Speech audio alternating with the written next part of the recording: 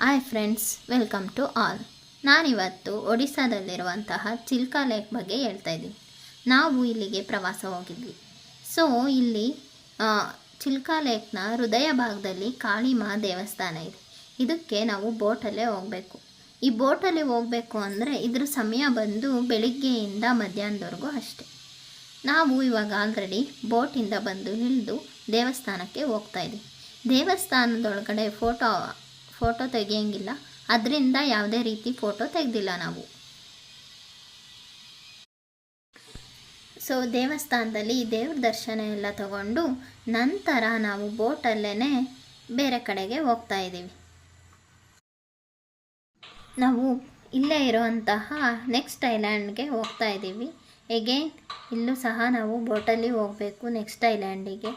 So ನಾನು ಒಡಿಸ್ಸಾದಲ್ಲಿರುವಂಥ Chilka lake ಬಗ್ಗೆ ಸ್ವಲ್ಪ ಮಾಹಿತಿ ಕೊಡ್ತೀನಿ. ಇದು ಒಂದು ಉಪ್ಪು ನೀರಿನ ಸರೋವರ ಆಗಿದೆ.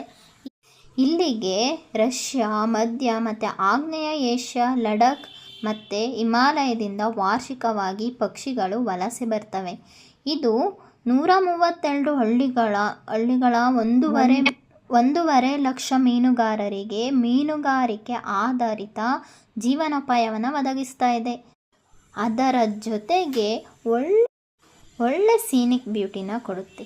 ಸುತ್ತ ಸಮುದ್ರದಿಂದ ತುಂಬಿರುವಂತಹ ಈ ಜಾಗ ಮನಸ್ಸಿಗೆ ಉಲ್ಲಾಸನೂ ಸಹ ಕೊಡುತ್ತೆ. ಸೊ ಇಲ್ಲಿ ನಮ್ಮ ಮನಸ್ಸಿನಲ್ಲಿರುವಂತಹ ಎಷ್ಟೇ ದುಃಖ ದುಗುಡ ಎಲ್ಲ ಮರೆತು ನಾವು ಸಹ ಈ ಪಕ್ಷಿಗಳನ್ನು ನೋಡ್ತಾ ಪಕ್ಷಿಗಳ ಥರ ನಾವು ಹಾರಾಡ್ತಿದ್ದೀವೇನೋ ಅಂತ ಅನಿಸುತ್ತೆ. ಸುತ್ತ ಬರುವಂತಹ ಬೋಟ್ಗಳು ತುಂಬ ದೂರದಿಂದ ವಲಸೆ ಬಂದಿರೋಂತಹ ಹಕ್ಕಿಗಳು. ಇವನ್ನ ನೋಡಿದರೆ ನಾವು ಮೈ ಮರೆಯೋದು ಖಂಡಿತ.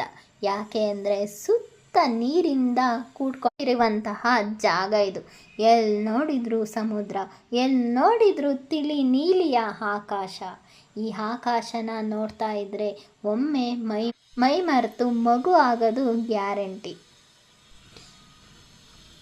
ನೋಡಿದ್ರಾ ಫ್ರೆಂಡ್ಸ್, ಹೇಗಿತ್ತು ಚಿಲ್ಕಾ ಲೇಕ್ನ ಪ್ರವಾಸ?